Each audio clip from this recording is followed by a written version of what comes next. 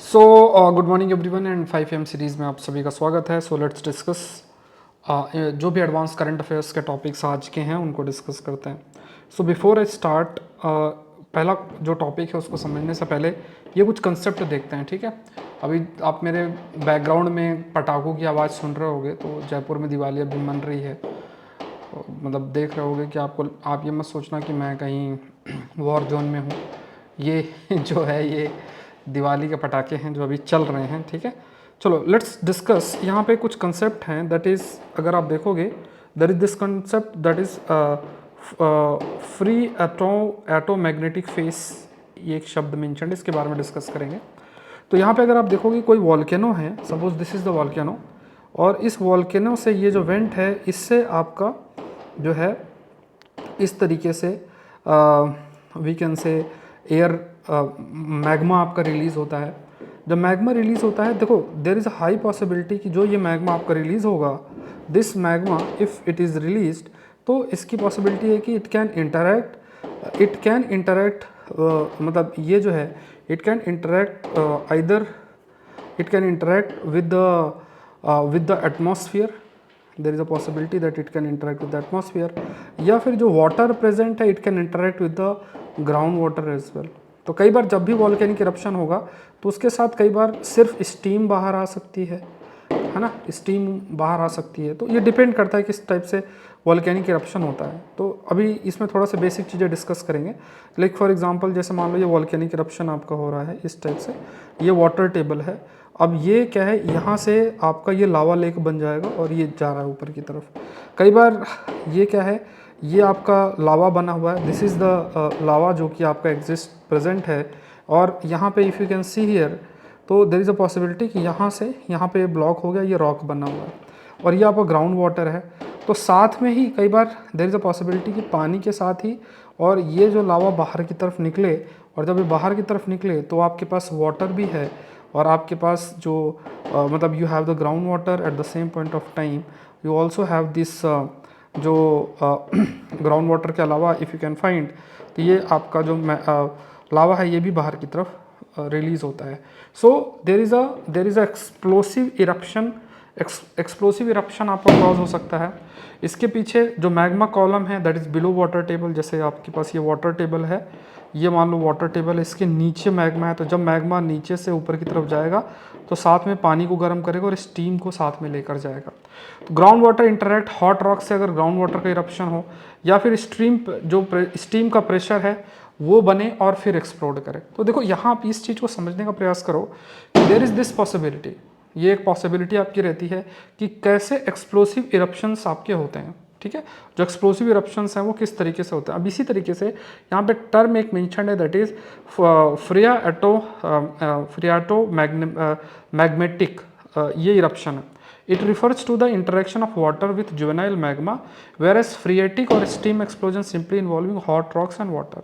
तो यहाँ पे देखो दोनों में बहुत ही बेसिक सा अंतर है कि जब हम एक शब्द यूज़ करते हैं फ्री एटोमैग्नेटिक इरप्शन की, जब हम बात करते हैं तो यहाँ पे पानी, वाटर का इरप्शन, वाटर प्लस आपका मैग्मा, पानी और मैग्मा जो है उसका इंटरेक्शन होगा। तो जब भी मैग्मा रिलीज होगा तो उसके साथ स्टीम और ये सब भी होगा। फ्रिएटिक या स्टीम एक्सप्लोजन में सिंपली रॉक या वाटर होता है। इट मीन्स व्हाट, इसमें मैग्मा रिलीज नहीं होता है, मैग्मा रिलीज नहीं होता। तो पॉसिबिलिटी ये होती है कि जैसे मान लो काफ़ी सारा, जैसे मान लो ये एकदम नीचे है और यहाँ पे सपोज यहाँ पे है, अब ये मैग्मा प्रेजेंट है, तो इससे क्या होगा कि रॉक और स्टीम का जो प्रेशर है ये बाहर की तरफ निकलेगा और मैग्मा बाहर नहीं निकल पाएगा। तो ये फ्रिएटिक इरप्शन होता है, we call it as phreatic eruption. जैसे अब इसमें अगर आप देखोगे तो जैसे ये वॉल्केनिक इरप्शन डायरेक्ट हो रहा है, कई बार ये मैग्मा यहाँ है, कई बार मतलब और नीचे प्रेजेंट आपका हो सकता है, इट ऑल डिपेंड्स, ठीक है। तो यहाँ पे ये हाईलाइट किया गया है, जैसे मान लो कि जब मैग्मा हीट होगा, व्हेन मैग्मा हीट्स ग्राउंड और surface water it result in the explosion of water. मतलब मान लो मैग्मा जो है वो अगर ग्राउंड या फिर सरफेस वाटर को हीट अप करेगा, इससे एक्सप्लोजन होगा पानी में, स्टीम में, रॉक में, और इसे फ्रियाटिक इरप्शन शब्द इसके लिए इस्तेमाल किया जाता है। There is system called as phreatic eruption. ये जो शब्द है ये यूज़ किया जाता है जिसे हम फ्रियाटिक इरप्शन बोलते हैं। सो इसे हम स्टीम ब्लास्ट इरप्शन भी कहते हैं। सिंपल सा मतलब ये है कि जब फ्रियाटिक इरप्शन है, इस फ्रियाटिक इरप्शन में पानी है, वाटर है, स्टीम है, रॉक है और ऐश कंटेंट है, इसमें मैग्मा आपका नहीं होता है। And this eruption occur every time water and magma come in close proximity. पानी और मैग्मा अगर क्लोज आएंगे तो देर इज़ अ पॉसिबिलिटी कि इस प्रकार का इरप्शन जो है वो आपका हो सके।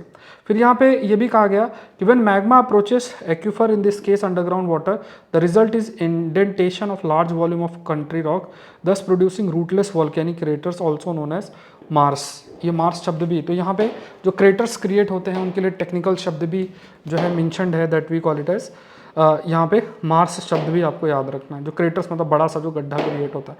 अब इस कंटेक्स्ट में अगर आप स्टेटमेंट को रीड करो, they are volcanic eruption resulting from the interaction between magma and atmosphere.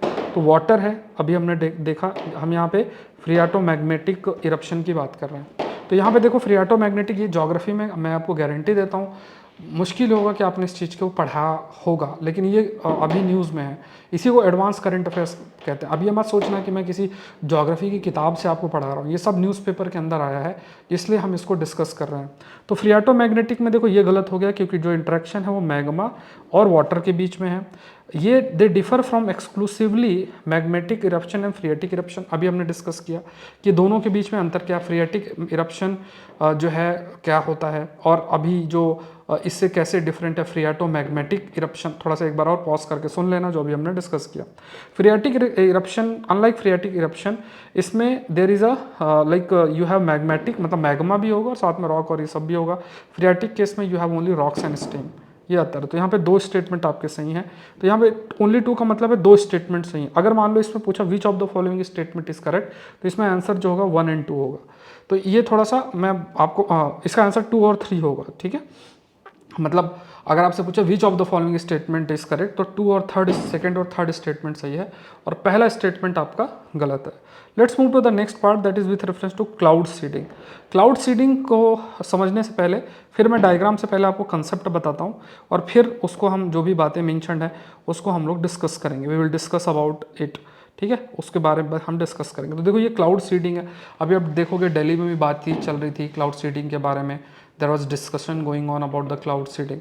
तो क्लाउड सीडिंग में क्या होता है, देखो जनरली क्या होता है कि जैसे जनरली कैसे ड्रॉप्स बनते हैं। जैसे मान लो आप यू कैन से कि फॉर एग्जांपल आप यू कैन से कि यहाँ पे जैसे मान लो ये पार्टिकल्स हैं और ये पार्टिकल्स के अराउंड ही आपका जो एटमॉस्फेरिक ये जो मॉइस्चर है वो आपका कनेक्ट ऐसे जुड़ता है, आके जुड़ता है और ये बूंद बनती हैं।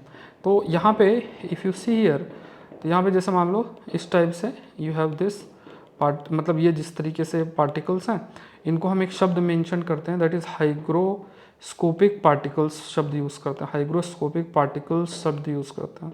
तो ये पार्टिकल्स अगर मान लो प्लेन के माध्यम से छोड़ दिए जाते हैं तो दे अट्रैक्ट, जो भी मॉइस्चर प्रेजेंट है उसको ये अट्रैक्ट करेंगे। तो जैसे मान लो ये मॉइस्चर प्रेजेंट है तो इसको क्या करेंगे, दे विल अट्रैक्ट, यहाँ पे क्या है दे विल अट्रैक्ट, और ये बूंद बनता जाएगा। जैसे मान लो पार्टिकल इसके अराउंड मॉइस्चर इकट्ठा होता चला जाएगा, बड़ा बूंद बनेगा इस टाइप से और फिर बारिश होती है। तो ये क्लाउड सीडिंग का कंसेप्ट है। क्लाउड सीडिंग का मतलब ये नहीं कि शावर की तरह वो ऊपर से बारिश करवा रहा है, मतलब जो ये पार्टिकल्स रिलीज होते हैं हाइग्रोस्कोपिक पार्टिकल्स, तो वही पार्टिकल्स बेसिकली मॉइस्चर को अट्रैक्ट करते हैं। जैसे मान लो सिल्वर आयोडाइड का इस्तेमाल जो है वो एज अ पार्टिकल के रूप में किया जा सकता है। And these particles basically attract moisture, जो आसपास का मॉइस्चर है, और बूंद बनती है और बारिश होती है। ये सिंपल सी बात है। इसी तरीके से यहाँ पे there is concept called as glycogenic. Glycogenic भी एक शब्द इस्तेमाल होता है। There is concept called as glaciogenic. Hygroscopic के बाद there is this concept called as glaciogenic. Glaciogenic शब्द इस्तेमाल होता है।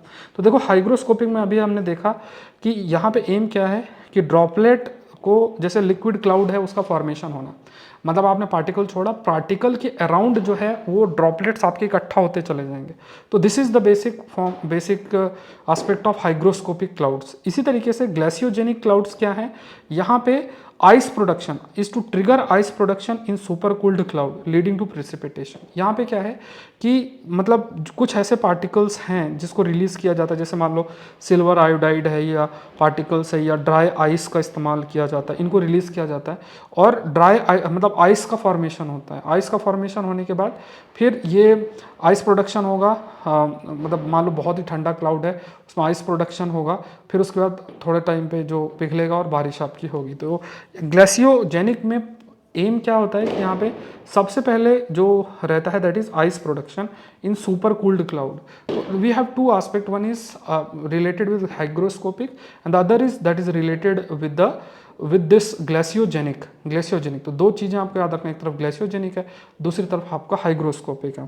तो ये दो चीज़ें आपको याद रखना, this is also important. Let's see the question. अब क्या बोला आप आंसर आप खुद बताना क्या होगा इसका आंसर। तो अगर आप देखोगे कि cloud seeding is a weather modification technique aimed at enhancing precipitation from the cloud. Glaciogenic clouds seeds aim at speeding up droplet coalescence in liquid. Hygroscopic cloud trigger ice production. तो देखो यहाँ पे जो ग्लेशियोजेनिक की जगह जो लिखा है वहाँ पे मतलब हाइग्रोस्कोपिक के बारे में जो लिखा है वो ग्लेशियोजेनिक से रिलेटेड है और ग्लेशियोजेनिक से रिलेटेड जो लिखा है वो हाइग्रोस्को की, तो ये एक्सचेंज कर दिया गया। तो ये गलत हो गया, ये गलत हो गया, स्टेटमेंट एक्सचेंज कर दिया गया। एक ही स्टेटमेंट सही है, that is only one. Suppose करो इसमें लिखा है how many of the above statement correct, तो ओनली वन होगा।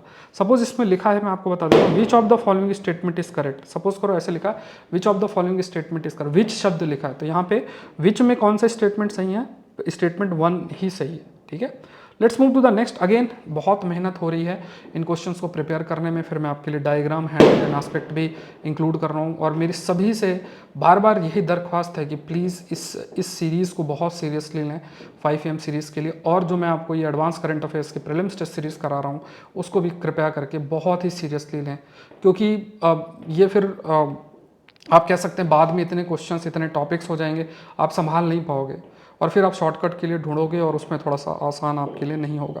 ये थोड़ा सा मेरा आपसे आग्रह है कि इस चीज़ को बहुत ही सीरियसली लेना है। सुबह उठने की आदत डालें, एक डिसिप्लिन लेकर आएँ। फिर देखो हिंदू का सेशन भी आपका 8:30-9 बजे हो जाता है, तो उसमें भी काफ़ी सारे टॉपिक्स डिस्कस होते हैं। तो इतने सारे टॉपिक्स अगर आप देखोगे दिन के आपके लगभग 15 से 16 टॉपिक्स हो जाएंगे और आप अभी इनको करते जाओगे फिर पुरानी चीज़ों को भी मैं कवर कर लूँगा जिन्होंने नहीं किया है। जिन्होंने पहले से ही चीज़ें फॉलो की हैं तो उन्हें कुछ करने की जरूरत नहीं, अपने नोट्स को आप बढ़िया तरीके से रिवाइज करो। आप जितने भी सब्जेक्ट्स पढ़ो, स्टैटिक पार्ट जो पढ़ो, एडवांस पॉइंट जो है आपको इसी तरीके से करना पड़ेगा। और पूरे यूट्यूब सर्च करने ना ऐसे कंटेंट कहीं भी कवर नहीं होता है।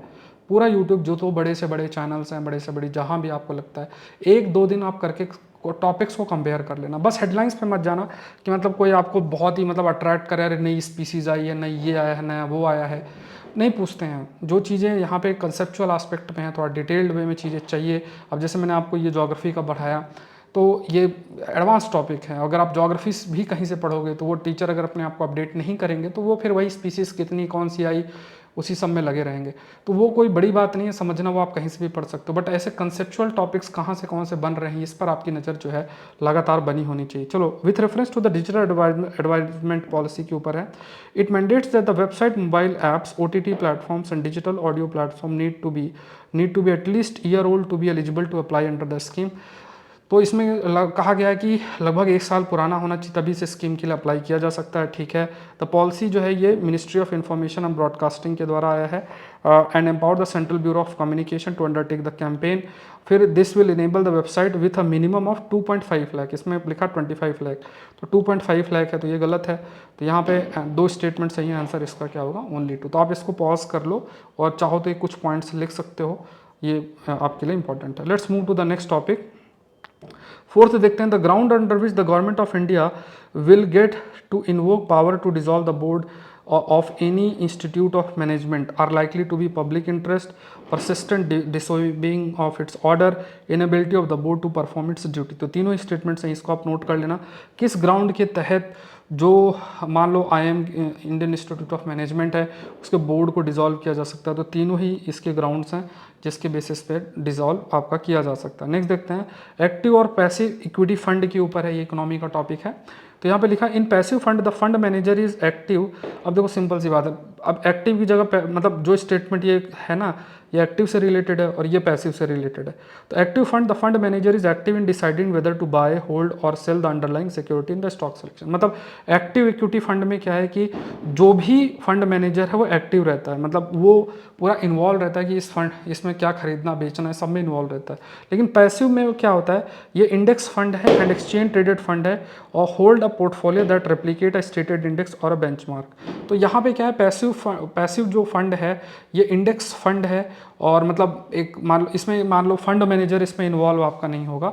और पैसिव फंड के अंदर मतलब जैसे सर्टेन इंडेक्स है या फिर आपका एक्सचेंज ट्रेडेड फंड है, उस पर ये बेस्ड आपका होता है और इट ऑलवेज फॉलो जो भी इंडेक्स है या बेंचमार्क है उसके माध्यम से किया जाता है। मतलब इसे खरीद फरोख्त पे इतना फंड मैनेजर पर निर्भर नहीं करता जैसे कि एक्टिव फंड आपका करता है।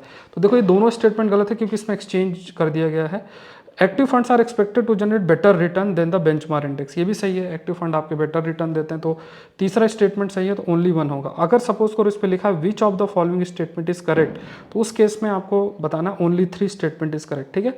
अच्छा, ये वेबसाइट जो आप देख रहे हो, अगर आप चाह रहे हो कि मुझे हिंदू के सारे PDF डाउनलोड करना है, GS रिपोर्टर की मैगजीन डाउनलोड करना है, तो इसमें जाके इस वेबसाइट पर जाके अपना डाउनलोड कर लेना। सारा कंटेंट आपका हिंदू की PDF अपडेटेड है, जो आपकी मैगजीन है वो आपकी अपडेटेड है, ठीक है। एक नई वेबसाइट भी बन रही है, जैसे ही पूरा डिटेल उसमें अपडेट हो जाएगा तो फिर वो मैं आपको जानकारी दे दूंगा। फिलहाल के लिए आप इस वेबसाइट पे जाके सारा कंटेंट डाउनलोड कर सकते हैं। Let's move to the next, consider the following statement about El Nino. तो इससे पहले मैं आपको टॉपिक बता देता हूँ, है ना।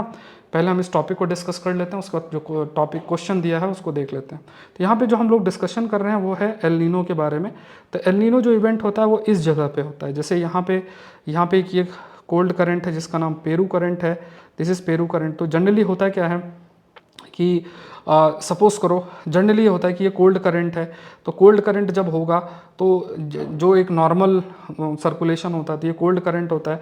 इधर पानी गर्म होता है तो हवा, इधर आप देखोगे तो इधर आपके बादल बनते हैं और ये कोल्ड करंट होता है। तो यहाँ पे आपका हाई प्रेशर एरिया होता है, तो इसी वजह से यहाँ पे एटाकामा डेजर्ट है, एटाकामा डेजर्ट है। लेकिन क्या होगा कि जब एल नीनो ईयर होगा तो जो ट्रेड विंड्स हैं जो कि गर्म हवा को इधर लेके जा रही थी, ट्रेड विंड्स आपकी वीक पड़ेंगी और फिर गर्म पानी जो है वो इस तरीके से इधर को आएगा। तो जहाँ पानी ठंडा था अब पानी वहाँ गर्म हो जाएगा। तो इस जगह पे पानी गर्म होने की वजह से होगा क्या, बारिश यहाँ पे होगी। तो डेजर्ट में बारिश हो रही है ये और यहाँ पे सूखा पड़ जाएगा, तो हमारे मानसून के लिए भी ये फ़ायदेमंद नहीं होता है। तो ये जो स्थिति है इसी को हम एल नीनो शब्द इसके लिए इस्तेमाल करते हैं। तो आप ये देखोगे कि ये आपका पैसिफिक क्वेश्चन है और ख़ास तौर से ये इवेंट जो रिलेटेड है ये आपका ईस्टर्न और सेंट्रल पैसिफिक क्वेश्चन से रिलेटेड है। तो अब देखते हैं क्या इसमें स्टेटमेंट दे रखा है। El Nino warmer than normal phase, warmer है, ठीक है। Sea surface temperature in the western and central, western नहीं है ईस्टर्न है, तो गलत हो गया। El Nino is generally known to being warmer than normal temperature to many regions around the world and disrupt other major events such as Indian summer monsoon. तो El Nino जो है generally known to bring warmer, मतलब ठीक है ज़्यादा गर्म होता है और हमारा मानसून भी नेगेटिवली जो है इससे अफेक्ट होता है। तो ये भी स्टेटमेंट आपका सही है। तो 2 स्टेटमेंट इसमें सही है। सपोज करो इसमें लिखा विच of the following statement is correct, अगर ये लाइन लिखी है तो आंसर इसका होगा 1 and 3। तो ये हाउ और विच को ध्यान में रखना है, ठीक है।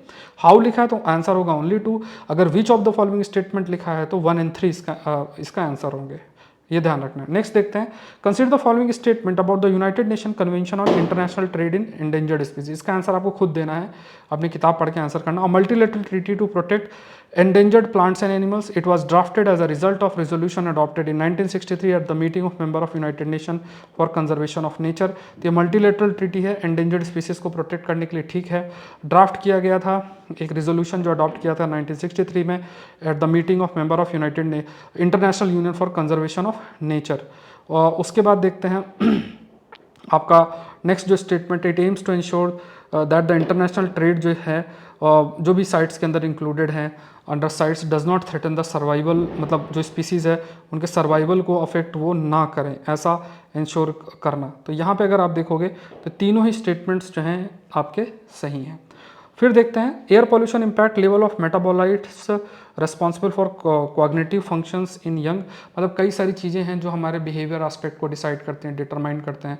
एयर पॉल्यूशन से वो चीज़ें अफेक्ट होती हैं, और ख़ास तौर से जो मतलब young people who are carriers of Alzheimer disease, मतलब एल्जाइमर में जैसे मान लो कई जैसे एल्जाइमर बुढ़ापे में बीमारी हो जाती है, तो अगर आप देखोगे तो ओल्ड एज में जो ये आप कह सकते हैं कि बीमारी हो सकती है, तो कोई इंडिविजुअल इस जीन को कैरी करता है, तो देर इज़ अ पॉसिबिलिटी अगर वो एयर पॉल्यूशन के अंदर है तो there is a high possibility कि वो इम्पैक्ट और ज़्यादा हो सकते हैं। तो some 80% outdoor air pollution related premature death due to ischaemic heart disease strokes, 40% जो है वो पल्मोनरी आइटम, मतलब कुल मिला के जो डेथ है वो बढ़ जाती है, और लाइफस्टाइल डिजीजेस और बढ़ जाती हैं। एक्सपोजर टू NO2 जो नाइट्रोजन ऑक्साइड है, ये स्ट्रोक कैरी आउट कर सकता है, मतलब हार्ट अटैक हो सकता है, किडनी फेलियर हो सकता है, ब्लड वेसल्स का रैप्चर हो सकता है। तो यहाँ पे तीनों ही ये चीज़ें सही बात है, ठीक है। ऐसी चीज़ों को आपको मतलब इसमें लिखने की जरूरत नहीं है, अंडरस्टैंडिंग बेस पे आप आंसर कर सकते हैं।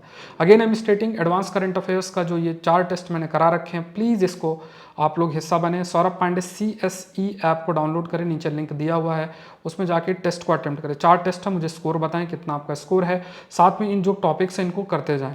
5वां टेस्ट इस संडे को होगा, इसका प्राइस भी बहुत ही कम है, साथ में आप अपने आंसर को इवेल्युएट करा सकते हैं। तो सौरभ पांडे CSE ऐप को डाउनलोड करके आकलन सीरीज ज्वाइन करनी है।